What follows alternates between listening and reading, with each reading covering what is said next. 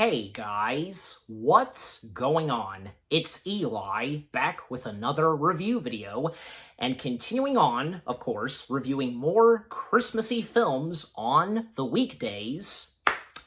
We're down to 2 more Christmassy films. And yep, that's right, you read the title, you know exactly what it is that I'm reviewing, the second to last Christmassy film, and as I teased in the last review video, I'm sure most of you knew exactly what I was talking about, if it was not obvious, and with its cast, yeah. But anyways, and you know, the fact that this is an action-packed Christmassy film, not on the exact same level as, like, say, Die Hard, but still, you know, this being a different type of action-packed Christmassy film that is clean. So, yeah, anyways. So that's right, guys. The second to last Christmassy film, which I was really anxious to watch and review for this Christmas. Yeah, that's right. From Amazon, MGM, Red One. Yeah, Red One. Oh boy. Yeah, I gotta say, because the first things I've gotta say about Red One, well, I remember when I first heard about this, and, well, for a lot of us, and knowing who was going to be starring in this, and what type of Christmassy film this was going to be. And that, of course, being an action-packed Christmassy film. And, not to mention, with whom was going to be in it, you know, with great cast of people and so on, yeah. Most notably, whom plays Santa Claus in Red One? Freaking J.K. Simmons. Now, how awesome is that? Don't deny that, just, yeah. If that not being one of the awesomest things to come from Red One, having frickin' J.K. Simmons, you know, a.k.a. Jameson, need I go on all the other great characters he's played? Or even say, the guy from Whiplash, the fact that he plays Santa Claus? God. At least this Santa Claus was not tenacious, you know, just very intimidating, God, than say how J.K. Simmons was in Whiplash. Imagine that. Or on the same level as, like, say, Jameson. Good lord. But, yeah. I'm glad to have finally watched Red One. Missed out seeing it in theaters. And, well, of course, with it coming out on Amazon Prime, of course, the opportunity to watch it. And I'm glad that I have. And I gotta be honest, I am just like you. Any of you that are like me with what I'm about to say, it was pretty good. Yeah, I actually liked it. It was awesome. Yeah, I understand, and sadly, because this was not well received, come on, I mean, surely we were not expecting Red One to be a masterpiece of a Christmassy film, right? Even I was saying this with my mom, because, you know, even she knew this, because, you know, not expecting this to be a masterpiece of a Christmassy film, and, you know, I think, yeah, between me and her, we were both saying this kind of, especially me, that, you know, and just like the Santa Claus movies, even say the sequels, most notably number 2, you know, they can still be pretty good, decent films, especially since they're Christmassy films, fun to watch. You know what I mean? So, yeah, surely some of you would think so, too. Yeah, I thought what Red One had to offer with its story, the direction it was going, with its cast of characters, great people that were in this, as I just said, from J.K. Simmons, Chris Evans, Lucy Liu, Dwayne Johnson, Kieran Shipka, Nick Kroll, need I go on, and Bonnie Hunt. Having Bonnie Hunt as Mrs. Claus, that was pretty awesome, too. And despite the fact that, and I'm sure a lot of you know this, that Red One was unfortunately delayed for 1 year, but we finally got it, and we finally got to see it, and its glory, and how it is, just, yeah. And, you know, I think sometimes it's worth it for any film that would, you know, sometimes get delayed. You know what I mean? It can sometimes be worth it. And I think in this case for Red One, yeah, it was worth it still, yeah. Anyways, but yeah, overall, Red One was pretty good. I am one of those people, like some of you, that actually liked it and enjoyed it, had no problem with it whatsoever, not a single bit, yeah. And also, I don't know, I never really detected this, because I heard that some of the CG and visual effects in this not really good. Again, as I literally just said, I had no indication whatsoever when watching this movie that any of the CG / the visual effects were bad looking. They all looked, and everything looked fine to me. Even some of the, a lot of the CG characters from a polar bear, snowmen, giant characters, need I go on? But yeah, anyways. But yeah, overall, it was pretty good.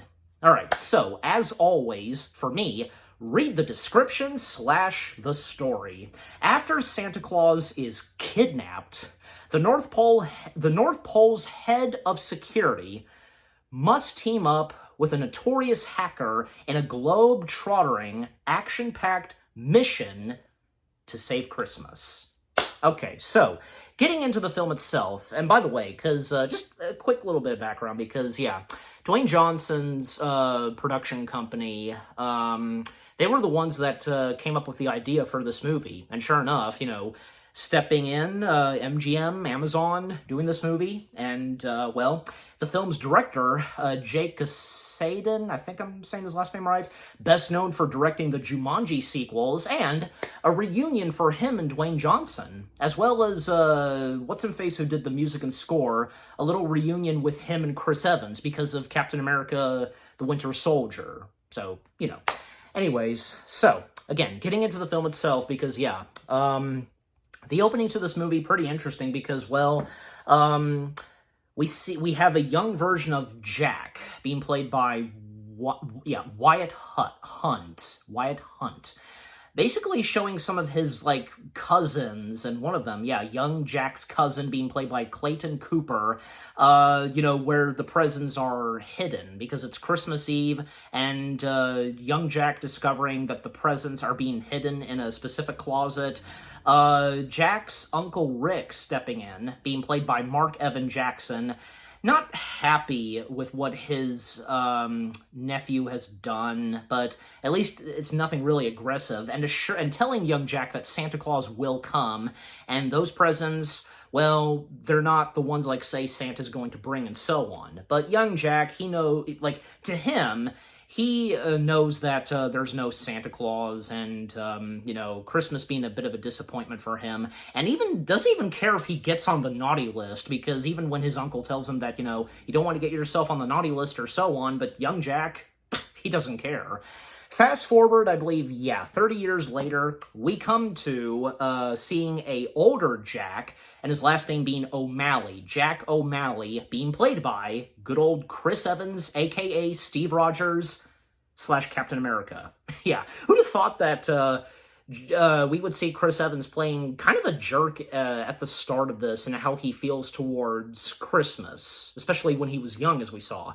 Jack O'Malley, what he's doing with his life is just, he's stealing some things, like taking someone's coffee, a newspaper, and even what he does is that he is basically a hacker, and he is referred to as the Wolf. That is his name that he goes by, and, well, because, anybody that calls him up to hack into some information and such, he's their guy, and yeah, by doing so, and we see him in action and breaking into some building, and with technology, some systems, and distracting those that are nearby the building. Just, golly.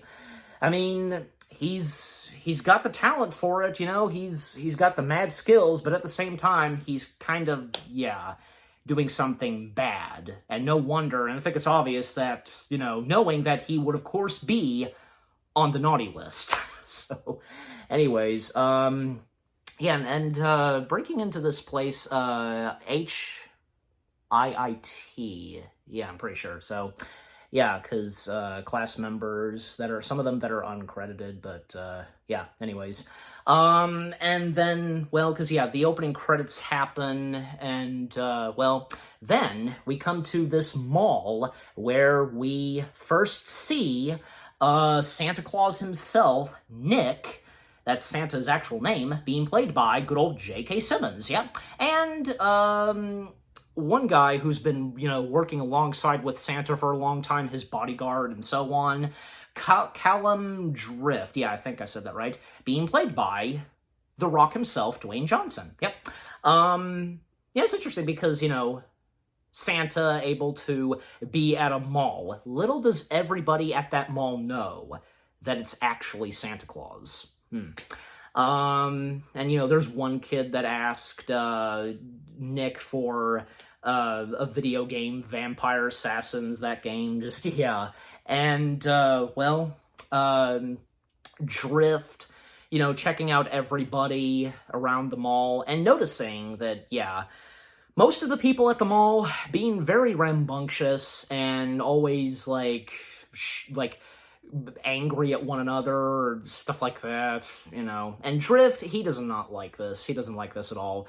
And even, say, moments where, this one guy I like on TikTok or something, cuts the line and, I'm with Santa and I want him to have him try on this shirt, and Drift, telling the guy to just piss off and just, yeah. And even when, the guy cut in line and, there were these group of kids that, brought, Santa these cookies to him, snickerdoodles, yeah. The snickerdoodles, the kids, and that's how they're credited, Snickerdoodle Mom and the Snickerdoodle Kids. Snickerdoodle Mom being played by Megan Hayes, the Snickerdoodle Kids being played by Bayo Kazdan, I think I'm saying that right, Laureli, siblings, Laureli Kasandon, and Otis Kasandon. Yeah, okay, that's nice. But... yeah, and Beef Stew being played by John Rudinsky. Yeah, that was him.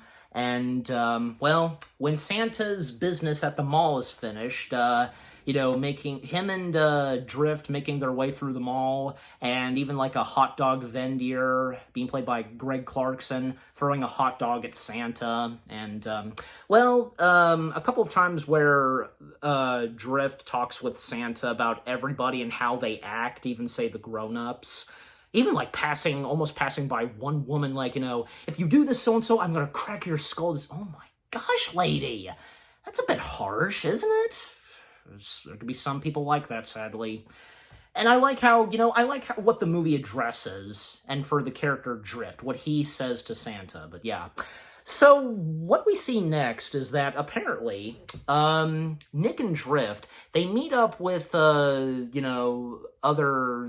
colleagues and such, that work alongside with Santa, a secret transportation, and going to, say, a military base. Apparently, in this movie... the military is well aware of Santa, and then keeping a top secret. That's clever and nice. And thus, yeah, at a base, Santa's reindeer and his sleigh awaiting him. Even the reindeer are ambitious to see their boyfriend, technically, Drift. Drift promised them they, brought him snacks, carrots, and so on. And, them about to, proceed on flying and making their way back to the North Pole. And, because it was pretty cool, them flying. And, because Santa's saying this one word to get the reindeer to really, fly, and their antlers glowing, that being... Kavalame, I think I'm saying that right, and basically what that means is, full speed ahead. It's basically Santa's command to his reindeer, acting as a unique call to the action of,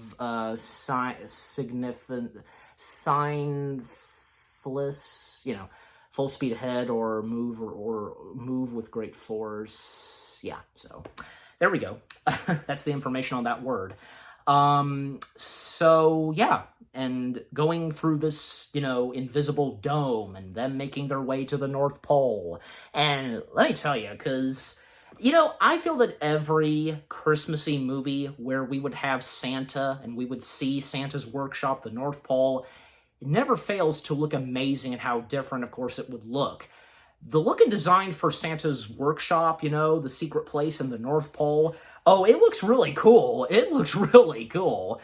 And some of the other characters that we get in this, and the North Pole, well, because there's, of course, Mrs. Claus, and as mentioned, Bonnie Hunt, and some of the E-Elf agents. And I did say that right, E-L-F, and there's a reason, and, nothing to do with elves, okay?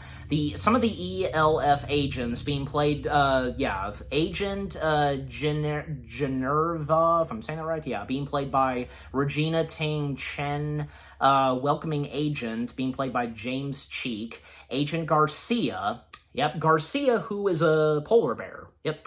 He is played / voiced by Ronaldo Faberly. Yeah.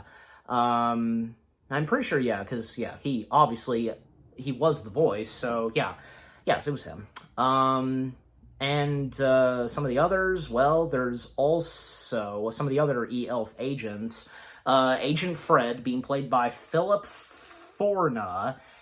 Agent Kenny, being played by Kenny Waymack Jr., Agent Barsakova, yeah, being played by Gisette Valentine, if I'm saying that right, and Moderator E-Elf Agent being played by CJ Pedera. Thank you, I got that right. And also, yeah, the Air Force, because some of the Air Force members, like Air Force General being played by Daryl W. Handy, and Air Traffic Controller played by Martinez, yeah. Well, yeah, because, again, the North Pole in this looks fantastic, and with its, group of characters and that work at the North Pole, and as I just named them, yeah.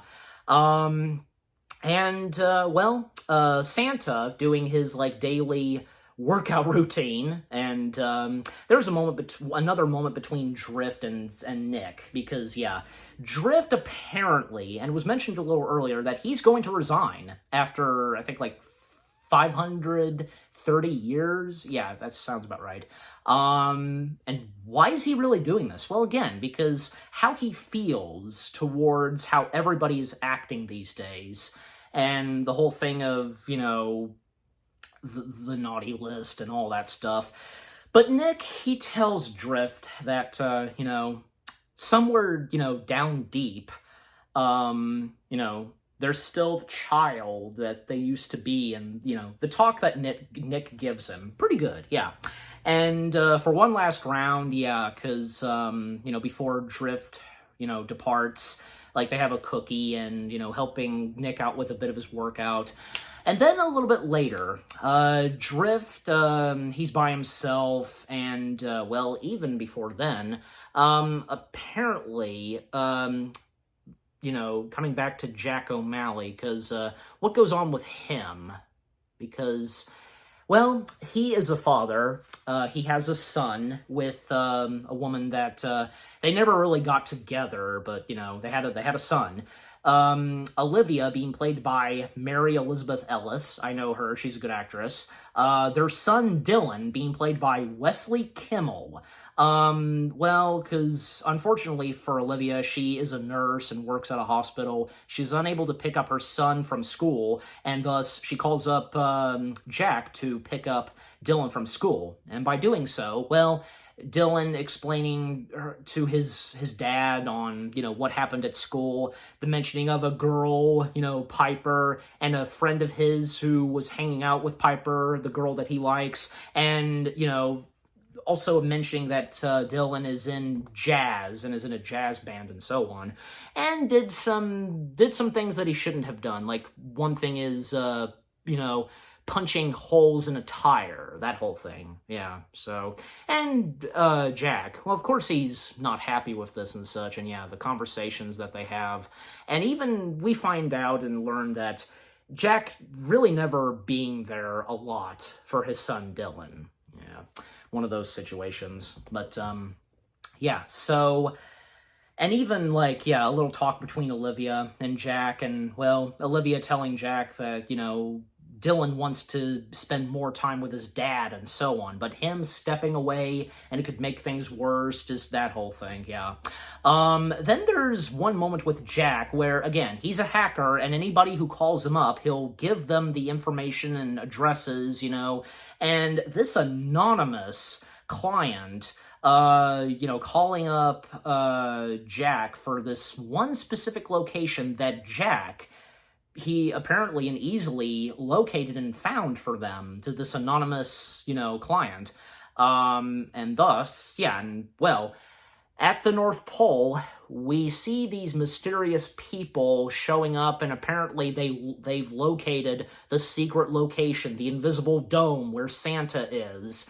And, and as I was going to mention, because, after a moment between Drift and Nick, Drift is by himself, and he notices something starting to be very suspicious to where Nick is, his office and so on, the tall tower of the North Pole, and like the lights going off, and just something's not quite right. And Nick is apparently out of nowhere in sight. All of the ELF agents, they're checking every location and spot, and if Nick could be there. Nowhere to be seen, and thus Drift, thoroughly looking, and noticed, a glass of milk was spilled, and noticing out on the balcony, and noticing a snowcat, has basically captured Santa, and a chase sequence where Drift, chases after the snowcat, and even a wristband that he uses, and basically can make objects or anything, shrink down or grow big. And in this case, he enlarges a snow jet ski and such, those. And I thought the chase sequence to that was pretty cool. And how Drift is attempting to save Nick, and even when they go out of the dome, and even when at one point, Drift tries to create an avalanche, and he does so, and that did stop the snowcat, and when he breaks into the snowcat, nobody's inside. What the heck? Well, I kind of figured, I knew this is probably where it was going. They got into a jet, and they managed to get into a jet, and they escape, whomever has captured Santa. And thus, and the fact that this is on Christmas Eve, of all days of December, right on Christmas Eve, and the day before Christmas Day, Santa has mysteriously and out of nowhere has been captured. Jeez. And then, one of the other main characters who phones in the North Pole, which being director Zoe, being played by good old Lucy Liu. Yeah, Zoe phoning in on the North Pole that, Santa has gone missing. He's been captured. And, them trying to figure this out, and thankfully Zoe tells the Northerns, I think I'm saying that right, because that's what they're referred to, because them living in the North Pole, so everybody who works with Santa and such, these trolls, they know the information, they know whom gave someone the information on their location, and thus the capturing of Santa. And, that being the Wolf, and which being Jack O'Malley. He's referred to as the Wolf, like I said. So now they have to come to Jack O'Malley, which is what they do. These mysterious guys to Jack, they start to follow him, and thus, they're trying to get him, but him stopping them and going to one building and trying to make a run for it. And even when they were trying to tase him, and apparently these specific tasers, they're trying to knock him out. And even when, it seemed like Jack escaped from them, and I knew this was coming too, I should have seen this coming, Zoe manages to get Jack, and they question him on this, with him helping out this anonymous client, of knowing the location of the North Pole and the dome and capturing Santa. Jack has no idea what this is about. And they start to realize that, yeah, he has no clue what this is and what he specifically did. The fact that he helped someone get into the North Pole and capture Santa Claus. Yeah, he has no idea. He thought it was just a simple, thing to help out someone and hacking in, that whole thing, yeah. And thus, well, Zoe has Jack be boxed and taken straight to, well, say, Mora, yeah. Mora, which basically stands for Mythological Oversight and Restoration Authority, yeah. And again, Zoe, she's the director of Mora, yeah. And even, Jack, he seems to get it, and yeah, it's basically like, say, Bigfoot, Loch Ness Monster, and such. But there's even, say, one moment where we see the Headless Horseman, yeah, him being a mythological figure and such, it's cool. We see the horse, the flaming horse, and the horseman himself, he's handcuffed, and, his pumpkin in a box, and then, Jack meeting with, for the first time, Drift, as well as, say, Garcia, surprised by the sight of a polar bear.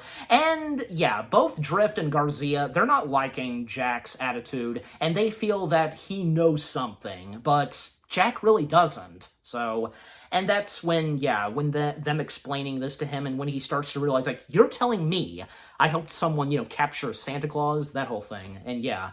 And now Jack is forced to help out with this because he's really, the only one that can, find the one who contacted him anonymously and such, yeah. And where this anonymous, person is, client and so on. And yeah, Jack, tracking down, and apparently because, the possibility of where this anonymous person could be, and with this, Aruba, yeah, the Aruba beach location, yeah, so, yeah, again, like I said, Jack being forced to help out with this, and to, find whoever it is that has captured Santa, and what the evil scheme is, and what this anonymous evil, person is going to do with Santa, yeah. And Drift, he's attached to, stick close with Jack to keep an eye on him. So, yeah, even a funny moment, and, yeah, as I recall, this was in the trailer, Garcia just Jack, that was funny.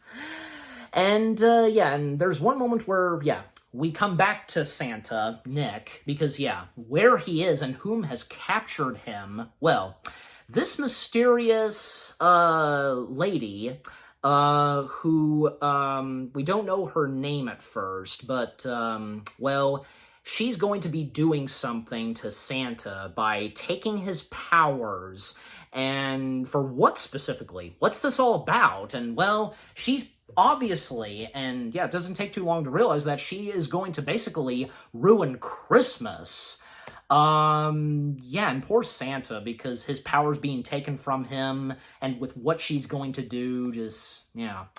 And coming back to Drift and Jack, because, yeah, almost throughout a little bit through this film, I mean, they don't get along, of course, but, they're forced to team up together, and, yeah. So, and to name some of the other, cast members, those that are part of Mora. Mora Surveillance Technician being played by Cynthia Barrett. Mora Mobile Technician being played by J.R. Odyssey, if I'm saying that right. And Mora Agent being played by Brendan M. Shaw. Yeah. So, yeah, and also, the Yule Lads, yeah, part of the North Pole. The Yule Lads being played by Adam Boyer, Derek Russo, Michael Turek, Kai Shine, I think I said that right, and Mrs. Claus Yule Lad, how he's credited, being played by Gabriel G. Rod Rodriguez. And one of the trolls, one troll being played by Jay Peterson. So, yeah, so, what happens next, and for Drift and Jack? Well, because they make their destination to this toy shop, grabbing some supplies and some gear, and, well, they go through this, like, back room, closet, whatever, and that being a transportation, and, you know, with the device that Drift has on his wrist, which being a Northern Vambrace. Yeah, that's right. Again, the device using to, you know, make things like big reality, or, you know, and shrinking things and such, and also using the device to make a teleportation to go from one toy store to the other. So, the toy store that they're at, they go from that to the one in Aruba. So, making their way to Aruba, and, well, the supplies and gear that they got, like some Hot Wheels, and even, like, say, Drift got, you know, the Rock'em Sock'em robots, which are used later on. Like, it was shown in the trailers, and at a certain point, we know exactly when they're used. So, yeah, one Hot Wheels car that Jack got. Yeah, Drift is not thrilled at first, but, you know, just use it anyways. Well, making it large and reality, and even Drift telling Jack, like, not to ask any more questions, don't drive it, yada, yada, yada. So yeah, them driving in the car and driving through the beaches of Aruba and going to the location on where this anonymous, you know, person was that called up, you know, Jack and such. And, one of the conversations and dialogue that Jack and Drift have at times in this movie, really interesting. Even, like, say, when they're in vehicles, like, as they're driving through the beaches of Aruba, like, Jack and Drift, they get into this conversation. It starts with Jack, you know, talking about Santa and how he's the only solo being to do this, delivering presents all around the world on Christmas Eve, and Drift telling him that only Santa can do this. Only him. Nobody else. No extra hands or anything like that. It's only Santa. He who can do that. Okay, so, and to speed things up because, well, they get to the specific location where, they're going to find this guy, and thus they do. And, well, because, yeah, well, Jack at one point was, like, you know, wanting to depart and just, you know, it was nice knowing you, but I'm gonna live here and marry that girl, just, yeah, but no, he's not, obviously not gonna be let off the hook. Even, say, a tracking, like, device and such was put on, you know, his ankle, so yeah. By Zoe. So, whom they, meet, and, you know, responsible for, yeah, because, you know, calling up anonymously to, Jack. Well, that being this guy named Nick, being played by, Nick Kroll. Yep, Nick Kroll. I almost forgot that he was in this, because I'm pretty sure I knew that he was in this, but anyways. So, yeah, even, like, a funny moment where, Drift, you know, tries to get by Nick's bodyguards, you know, because, you know, they're not going to let him meet Nick, and Drift warning them that, you know, he's gonna hurt them and such, and, well, by using the device on his wrist, yeah, shrinking himself, and then unshrinking himself, you know, and this punching them, and even, you know, kicking them in the crotch, just, yeah, easily taking them down, and thus approaching Ted and questioning him on, well, because, you know, whom, you know, like, you know, with him on the North Pole, and Jack being responsible for this, and Ted realizing this, and Ted warning them that they should not be here, and, well, he's gonna get in trouble with his client, you know, who is responsible for reaching to Ted, and so on, and he can't even say this girl's name, but, you know, and with Drift, you know, forcing him to tell them, and even though he can't say it with his own lips, you know, he writes it in the sand, and, yeah, when the name is written on the sand, well, that's when, not intentionally, how's he supposed to know? Jack says the name Grilla. Yeah, Grilla, yeah, it's Grilla, I think, yeah, Grilla, yeah.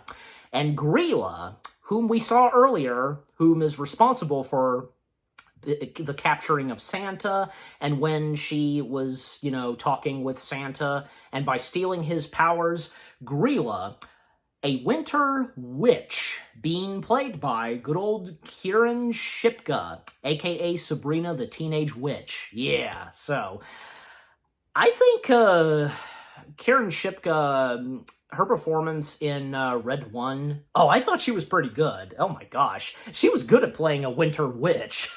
So, besides, how can you not love her? She's a good actress, and especially, since most notably, well, as I mentioned, Sabrina the Teenage Witch. Yeah, so she plays this winter witch who has captured Santa and is basically stealing Santa's powers and is creating something. And well, it's obvious that, yeah, she's going to take over Christmas, and in a bad way.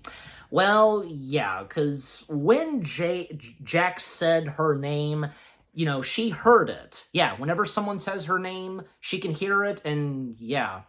Well, and, what happens next is she possesses, Ted, and, Ted, being possessed by Grilla, well, speaking directly to Drift on, what she's going to do, and, Drift telling Grilla that, he'll stop at nothing to, help Santa and to take her down and such, and even those at Mora's hearing this and at the North Pole, and they find out that, yeah, whom it is, it's the Winter Witch, Grilla.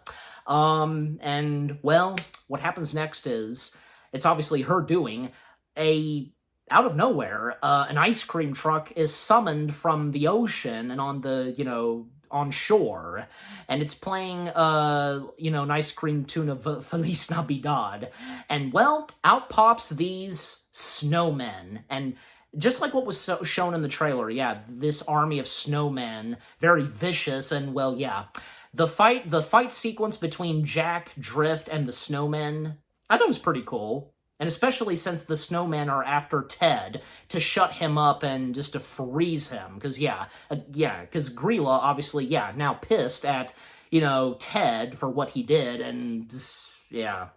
So, yeah, again, it was pretty good and funny at the same time. And I like how, because the citizens of Aruba, on the beach of Aruba, they're witnessing this and they're fleeing for their lives from these alive snowmen. And yeah, between Jack and Drift, them taking on the snowmen, and how eventually they are defeated. Well, it seems impossible to defeat them, not to mention the sun, and this is a beach in Aruba. It's not affecting or melting the snowman. They're immune to that, apparently.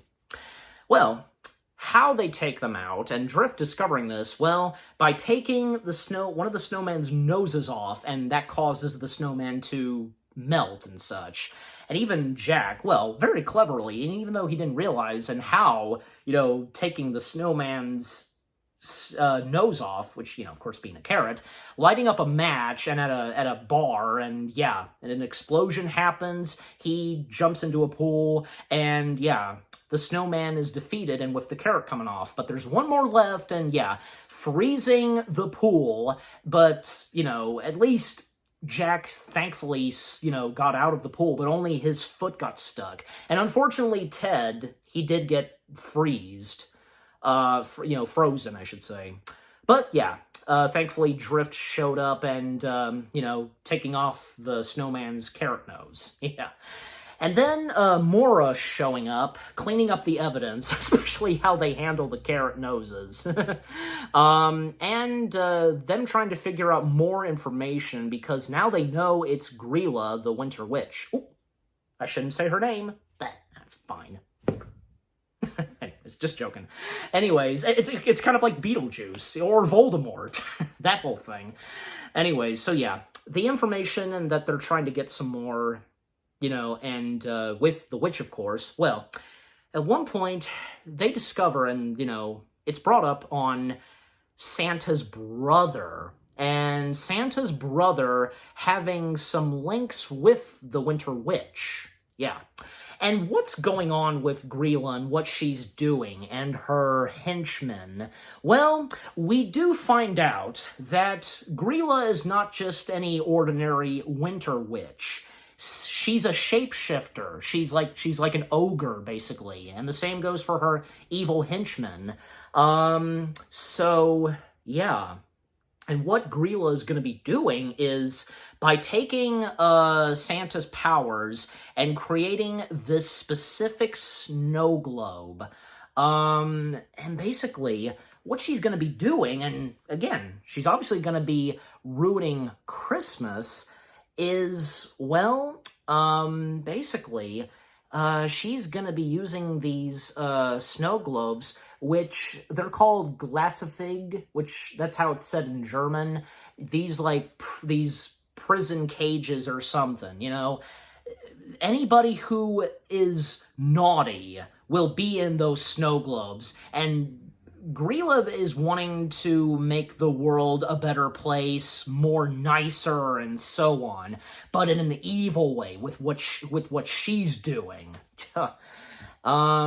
So, and one of the first victims that she has a snow globe be brought to, that, you know, being naughty and such, is, it's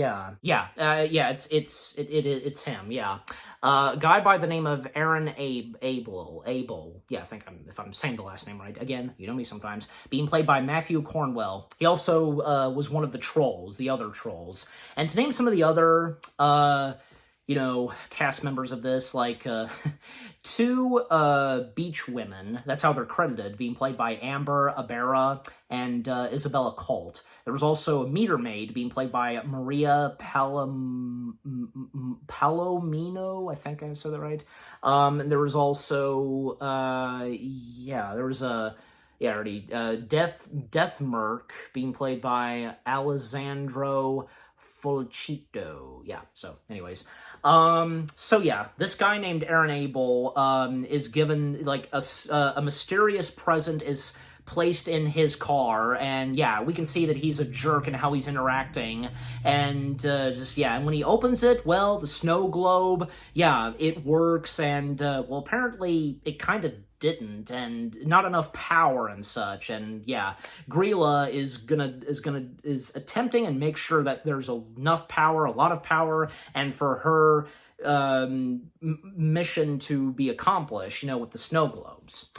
And coming back to, say, Drift and Jack, well, again, as was mentioned, Santa's brother being mentioned and being linked with the witch. Well, the location they have to go to, I should say, their location/destination is Germany. So, once again, going through a toy store, and with, you know, the transportation portal, making their way to Germany, into a toy store. And once again, you know, enlarging a toy car reality, and thus they make their destination on where they're specifically they need to be, in Germany. And yeah, Jack very curious about Santa's brother, and this being a mysterious thing, and out of nowhere, like, wait, Santa has a brother? Who could it be? And, well, Drift gives Jack some background on Santa and his brother. Well, they worked together from the start, but at a certain point, Santa's brother, well, took something the wrong way, the total different direction, you know, making a naughty list, and Santa, Nick, he did not like that whatsoever. And unfortunately, his brother departed, and then at one point met the witch. They were together for a while, and they teamed up doing bad things, but then they departed. They drift from one another. And, yeah, so... And whom Santa's mysterious brother is. And when I was watching this, I literally had a moment where I was thinking to myself, and right before Dwayne Johnson's character, Cal, said the name of Santa's brother, I was like, is it who I think it is? Like, when I was saying that, then Drift said Krampus, and I was like, oh, nice! Like, you have those moments, right? Because you just, yeah, and even right when some character says so-on-so, you're just like, oh, God! So, yeah, That was really cool. I like that. Yeah, Krampus, being the brother of Santa in this. Yeah. So thus, yeah, they're making their destination to where Krampus is in Germany. Them arriving at this cemetery and Drift giving Jack the heads up not to touch anything. Like, no matter what, just anything, just, yeah, do not touch us, do not touch something, or, yeah, something bad will happen. And, well, once again, opening a portal and to get to the specific location where Krampus is, yeah. So, yeah, thus, they arrive in the location where Krampus is, and even when, they avoid and, clear off two hellhounds, like distracting them. Basically, Drift enlarges a chicken, and the chicken apparently is named Ellen. Yeah, that's what Drift calls the chicken, Ellen. Yeah, calls the chicken Ellen, telling Ellen to distract the hellhounds, and thus them making their way in. And that's what happens. And the chicken Ellen, hears loud and clear on what to do. So, yeah, I think, both of them winked, Drift and Ellen. So, yeah, Ellen distracting the hellhounds, and the hellhounds start to chase Ellen.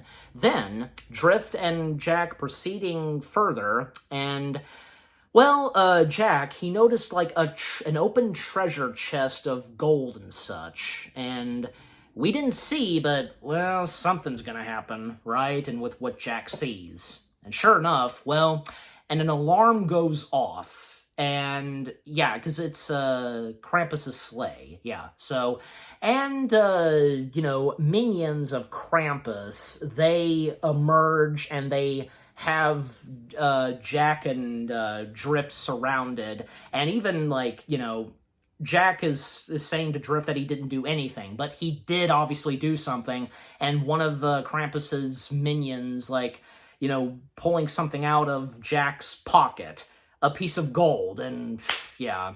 And they're at one point in the dungeon, and, Jack,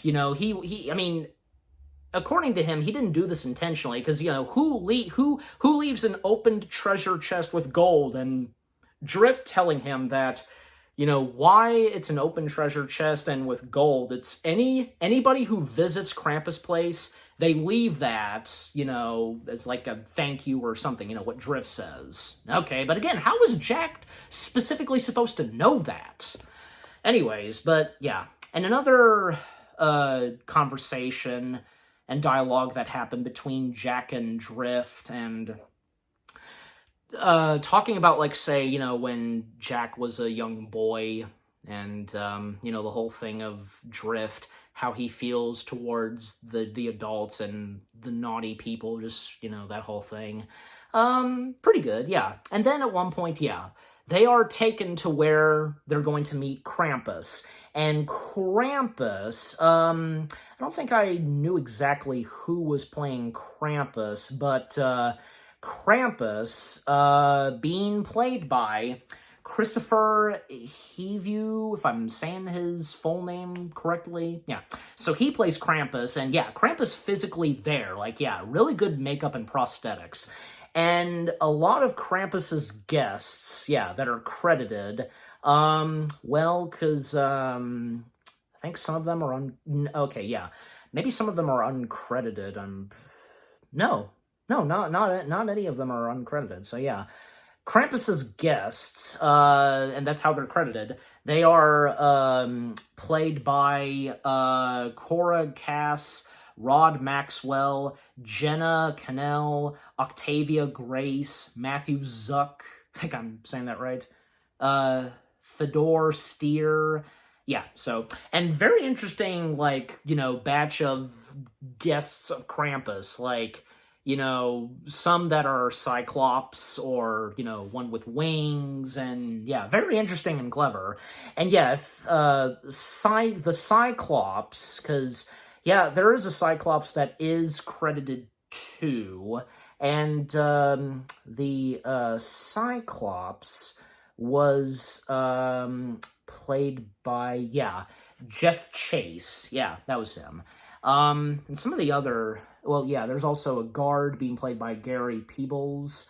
And there's also Slap Fight Judge being played by Marty Matulis. I think I'm saying his last name right. Yeah, because, well, Krampus, he knows who Drift is, and being a Northern, and even the wristband, you know, from Drift lended to Krampus and such. And, Drift is basically, tells Krampus that his brother is in danger, and by mentioning the witch. And Krampus goes into some background on him and his relationship with his ex. Yeah, Grilla the witch. Yeah, and what happened between each of them. And even when, you know, a little while back, he once again encountered the witch because of a present that she got back from him, which being the snow globe. And as I said, yeah, and how they say it in German, because, you know, something to do with a cage, as I said a little earlier. And, well, unfortunately, even when Drift tells Krampus that he's got to let him and Jack go so they can save his brother, and if there's any part of Krampus inside that still loves and cares his brother, surely he would do the right thing. Well, not really, no, because Krampus is not letting them off the hook. At least, Drift, you know, because he basically tells Drift that he will stay forever, and they'll, you know, Jack can be set free. And then, well, even a little earlier, right before Jack and Drift met Krampus, there was a game that was being played, which, yeah, being a slap fight game. Whomever, you know, slaps Krampus the hardest, yeah, but no look at slapping him, but when he slaps his opponents, like, yeah, a huge slap and sending them flying. So then, Jack, he challenges Krampus to a slap fight. It's Krampus against Drift. If Krampus wins, then, well, he keeps both Jake and Drift forever, you know, being prisoners and such. But if Drift wins, and that also goes for Jack, well, then they will be set free on their merry little way. And thus, the slap fight begins between Drift and Krampus. So far, Drift, he's having no luck, and even when, yeah, huge slap on the face for Drift, poor Drift. And then, well, because cleverly, and to speed things up, because, yeah, Jack, he actually grabbed, you know, the wristband such that, you know, Drift has, lending it to Drift, and he puts it back on him, and thus, you know, slapping Krampus hard and with the power and juice that, you know, on it. But if that's not enough, this is where we see the Rock'em Sock'em Robots unleashed, the blue and red. Well, yeah, because that's the Rock'em Sock'em Robots we know. You know, they're red and blue. You know, being made large, and, well, yeah, the Rock'em Sock'em Robots taking down, you know, Krampus's guests, and even Krampus, like, distracting them while they get out of there, and that's what happens. And thankfully, they succeed on getting out of there, even when they avoid the Hellhounds and Ellen emerging, and yeah. So thankfully, sure enough, they got out of there. And, yeah, Jack learning about, say, the snow globes and what the witch is going to do with them, and, you know, with what Drift explains to him. And, well, what happens next is, and there were a few times, actually, when Jack was receiving 2 or 3 phone calls from Olivia and Dylan. And even Dylan, he really wanted his father to be there for, you know, a jazz band, you know, jazz class and such, because he and his jazz band performing. But unfortunately, Jack, he can't be there. And little does Dylan know, even Olivia.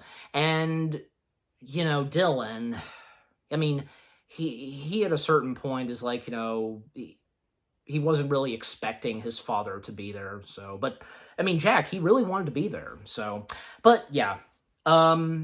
Then, yeah, Drift and Jack, once again, driving, and, well, Drift, talking with Jack a little on his son. Yeah, it's pretty good, and, because the troubled relationship between father and son, and, then, at one point, well, with the progress on the snow globes that Grilla is doing with with them, and just, yeah, she's just about ready to, proceed with her mission and what she's going to do, and by delivering the snow globes. And even, she knows who the next victim is going to be to have one of these snow globes. Well, she goes for... and if it's not obvious, Jake, because, Jack, not Jake, Jack. Don't want to get my, names mixed up on Jack and Jake. Anyway, so at one point while they're on the road, out of nowhere, a piano is there, and there's a present on top, and the piano is playing a Christmassy tune, and they see that what's inside of this black Christmas present / box. And even when Jack receives a FaceTime call from his son, and yeah, Dylan going on about him not being there, and, and then Dylan pointing out to his father, of this mysterious present that's backstage with him, and by showing it to his father, Jack, and Drift noticing this, yeah, that's not a good sign. Oh boy. And, well, they're warning Dylan not to open it or do anything, but it's too late because the snow globe basically capturing Dylan, and, well, Jack, he has no other choice. He grabs the snow globe that, is given to him, and, well, he's got to do it because that's his son, and telling Drift to find him, and thus, well... where we see Jack next, along with his son, well, each of them being in those snow globes. They're small and tiny in those snow globes, and thus they meet Grilla, the witch, and Grilla telling them what her devious plan is, and, delivering the snow globes to all of those who are naughty, and each one of them will be in her collection, of the snow globes containing those who are naughty. Jeez, man. And making the world a better place with literally nobody on planet Earth. Like, that's basically what's going to happen. Jeez. And then, well, Drift calling up Mora, and of course Zoe being there, on what's going on, and that Jack, along with his son Dylan, have been captured by the witch, and with the snow globes, and, when reaching out to the North Pole, well, something starts to be a bit suspicious on what's going on with the North Pole, like phoning up Mrs. Claus, and Mrs. Claus, chatting with Drift, and, what she's been doing is just baking a batch of cookies, for her hubby, and even one specific dish of cookies called macaroons. Yeah, I said that right. And apparently something about macaroons doesn't seem right, and by hanging up, well, they start to realize that, well, first off, macaroons... Santa, Nick, doesn't like macaroons. Those are not his cookies. Why would Mrs. Claus be baking them? And that's when they realize, and us audience, that everybody at the North Pole is missing. The witch and her army have been at the North Pole the whole time. Even when Drift and Jack, they disembarked, and most notably Drift. Everybody has been captured, and where are they? Well, we don't see for a little bit. And yeah, the shapeshifters pretending to be those at the North Pole. Yeah, because obviously, whom was pretending to be Mrs. Claus? Yeah, again, them being shapeshifters, most notably the witch, yeah. And, well, they've got to be at the North Pole, and because of Santa. And without Santa... there's no, power or anything like that, say, to guide the sleigh, and with the reindeer, just, yeah. And by using Santa's powers and placing him in that tube, that container and such, on the sleigh, and, yeah. Very soon, she will be disembarking on the sleigh, even, say, the reindeer. We say that the reindeer, they're at first not going to cooperate, but... they are forced upon, and well, because, her at the helm and with the whip and such, yeah. And then a moment between Dylan and Jack, because when we come back to them, Jack explaining to his son on what's going on and the best details he can give to him on, Santa being captured and with a witch and a snow globe and so on. And then it comes down to, well, Jack apologizing to his son for not being there and being a terrible father, and even talking about some of the things that Dylan did and not realizing that he kind of did get himself on the naughty list. But just overall, the moment between father and son, when they start to wake up and, just forgive one another and become better people, especially them having a much better father and son relationship. Yeah. And because of that, well, apparently, it causes the snow globes that they're in to break, and because, well, they became nice and, well, getting themselves back on the nice list. And sure enough, well, when Drift and those at Mora arrived at the North Pole, well, because it doesn't take them too long to realize that, yeah, almost everybody is missing. Even one of the, members of the North Pole, which, being one of the ELF agents, is not who he is, and being a shapeshifter. And by the way, ELF, that stands for, even Jack was wondering about that too, what ELF stands for. Nothing to do with elves, with the pointy ears, no. It stands for Enforcements, Logists, and Fortification, if I'm even pronouncing any of that right. But if you've seen the movie, you know. So yeah, so that's what ELF stands for. But thankfully, Drift, he does meet up with Jack once again, and, Dylan meeting Drift and Zoe for the first time, and they discover, and they happen to be in this old, machinery room and such that apparently hadn't been used since the 1800s. Obviously, the witch and her minions are using this and to do bad stuff, and because of the snow globes.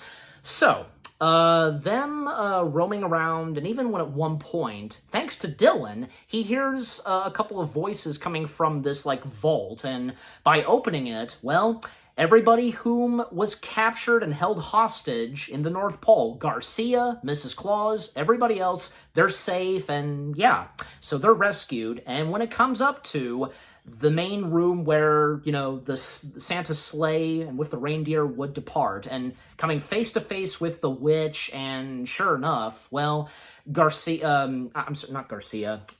witch, Grilla, basically has her minions to attack, and a little battle that happens between, Zoe, Drift, Jack, them fighting against Grilla's minions, and even it's cool to see Zoe in action, even Lucy Liu, because we've seen her do some butt kicking and such in other movies, I guess you could say Charlie's Angels counts, but anyways. So nice to see her in action and with the weapons that she has to fight them. And sure enough, well, yeah, Grilla departing on Santa's sleigh, forcing the reindeer to take off with Santa, still in the prison tube and such that he's in, attached to the sleigh, and thus, making their destination. Her going to leave the North Pole and delivering all of the snow globes, and from there on.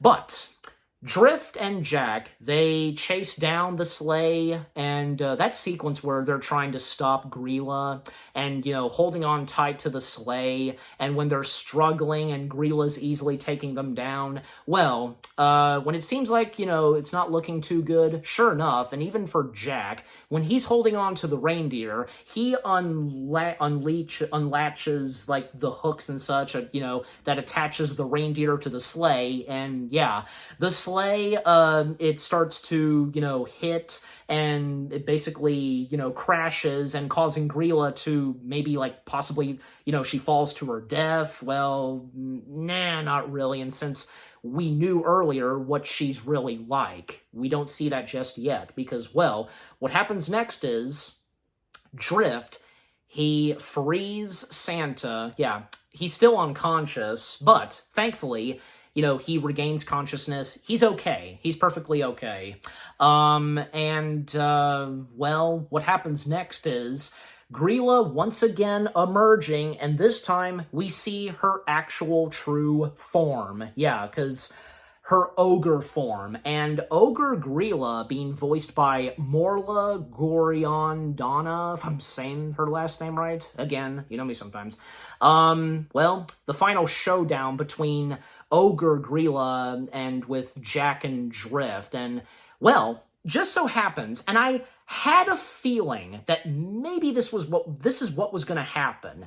And I was right. I knew it, and maybe some of you guys did too when watching this. Krampus shows up, helping out Drift, Jack, and most notably his brother, confronting his ex, and Krampus addressing Drift and Jack that they don't really know how to handle a woman, especially since that's his ex. And yeah, Krampus is not going to let Grilla what she's going to do, and with those snow globes. And yeah, a little fight between Krampus and Grilla, and even with Jack and Drift. But sure enough, Santa, now fully regaining consciousness and, shouting at Grilla, enough. And he knows what he's going to do. He has a little trick up his sleeves by shouting that word that he shouts at his reindeer, Kavalam. I think I am pronouncing that right. So yeah, the reindeer showing up, and the power and energy that they have in their antlers, and sending Grilla flying in the air, and sure enough, she lands on the back of Santa's sleigh with all those snow globes, and, well, what happens next is she's in one of the snow globes, and yep, that's the end and defeat for Grilla, being imprisoned in her very own, evil scheme and what she was going to do. Yeah, in those snow globes. Yeah, get a little taste of her own medicine. And yeah, now everything is okay now. And yeah, Krampus and Santa, they seem to be on good terms, and even Santa offering Krampus, to spread some joy or something like that. What he says to his brother, don't push it. And yeah, so it was nice on Krampus's part, but, well, of course, he's going back to where he is and, yeah, being Krampus.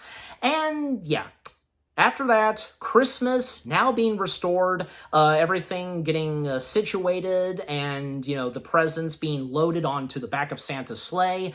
And even when at one point, Dylan's mother, called up her son, was just worrying where he was, and Dylan saying to his mother on the phone that you're not going to believe what just happened. And we don't see that. I wish we would have at least had a moment where, Dylan's mother, Olivia, saw what happened with her son, and with, Jack involved, of course. I'm sure as though maybe it did happen, but we're left to assume it did. Like I said, we don't see that at the end of the movie, but, And yeah, Santa about to disembark along with Drift. And, Santa offering Jack and Dylan a ride, to tag along with him delivering Christmas. And thus, that's what happens. And a little montage of seeing Santa delivering the presents, and very skillful, with how he goes through the chimneys, and with the technology, shrinking and such. And sure enough, yeah, all of the kids, even that one kid that asked for that video game of Vampire Assassins, he got that too. And he was sleeping on the stairs. Okay, I'm sure, I'm sure any kid would kind of do that. Or maybe even say sleeping right up next to the tree, or on the couch, And yeah, and especially for Jack and Dylan, it all turns out great for them, and them just really getting a kick out of Santa and how skillful he is and such. And a moment for Drift when he looks and stares, watching, what a great conversation that both Jack and Dylan are having. Even Drift visually seeing Jack as a young boy again. And yeah, we once again see a young Jack being happy and such. And Santa noticing this and, tells Drift that I knew it would come back into you. And just, yeah, because of how Drift felt early on and why he was going to retire/depart. But not anymore. He changes his mind and even asking Santa, if he could, stay if he wanted him to, and so on. Yeah. And thus, yeah, Drift is not retiring anytime soon. He's back where he belongs and right alongside with Santa, and, Santa calling him Commander. Yeah. And, well, the movie ending and, with them riding, and with the sun rising, and of course, Santa saying Kavalam! Yeah. What a great way to end Red One right there. And I was thinking, it seemed like possibly, but no, because I checked to see, and as the credits were rolling, just quickly checked to see if there would be an end credit scene. There isn't. It seemed like there could have been, but okay. Not every movie has to have an end credit scene, and you know what? Nowadays, we've gotten so used to the fact that, you never know. Maybe there could be an end credit scene in any movie. That's thanks to Marvel. But even before Marvel, there was, say, Pirates of the Caribbean. But anyways. But, yeah, overall, that was a great way to end off Red One right there. And, yeah, Red One, again, even though, sadly, it didn't turn out to be a really good Christmassy film, in my opinion, and I'm sure the same goes for some of you guys, it was pretty good. It was fun. A fun Christmassy movie to watch. Like I said earlier, the story to Red One, pretty good. The cast of characters, and from J.K. Simmons, Chris Evans, Dwayne Johnson, Kieran Shipka, Nick Kroll, Bonnie Hunt, the list goes on. Yeah, great cast of people, celebrities, just, yeah. The visual effects, like what I said earlier, they didn't bother me. I wasn't detecting anything on them looking bad and such. I thought all of the visual effects and CG in Red One looked pretty good. The funny and emotional moments, yeah, they were pretty good too. I definitely got some good chuckles from this. And some specific moments that happen in Red One, and of course, them being quite emotional, and especially, like, say, when things are patched up and a much better father and son relationship between Jack and Dylan, yeah.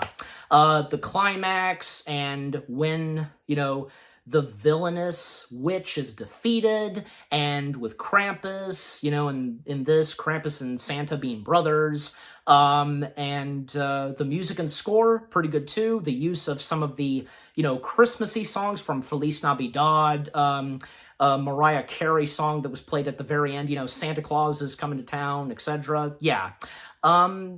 Just overall, Red One, I thought was pretty good. I had fun watching it. And again, like I said, it is, if not, a fun Christmassy film to watch. For some of us. Again, not a lot of people enjoying this, as I said, but still, those like me and some of you come to really enjoy this and have fun with it. And I'm giving Red One, yeah, why not? And, well, I can't say it's the best action-packed Christmassy film. Like I said, I get it, but still, I enjoyed this, I had fun, just, yeah. Overall, I'm giving it 7 out of 10 stars. Yes, 7 out of 10 stars for Red One.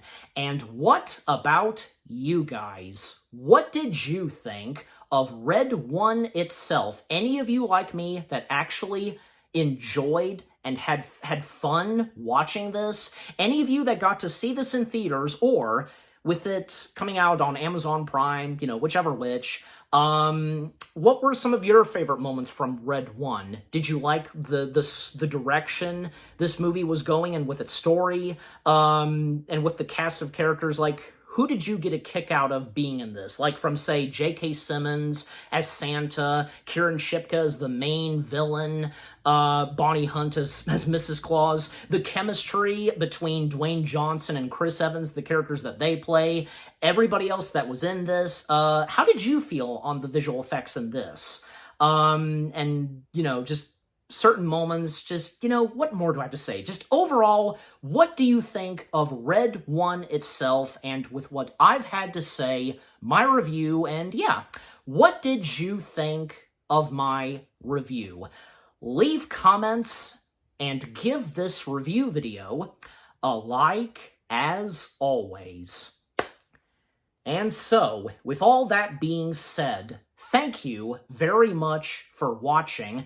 I hope you guys enjoyed my review of Red 1.